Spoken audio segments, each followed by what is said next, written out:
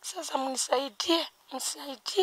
Sina mtoto mwingine kijana, ni wao tu, ni huyo tu.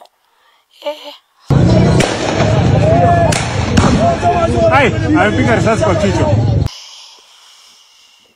Nimepigwa na mtoto wangu leo asubuhi.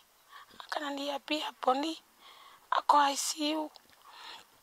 Amekutana na askari wakamkuta ako kazi yake.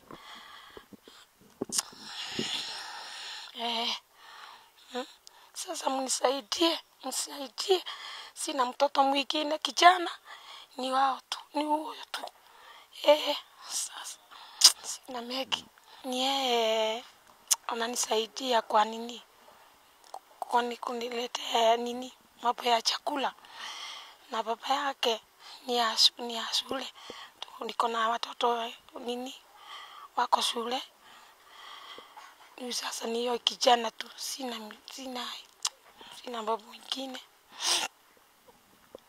Askari asikwe ama atoke kwa kazi. Atauliwa watoto wengi sana. Sasa mnisaidie tafadhali.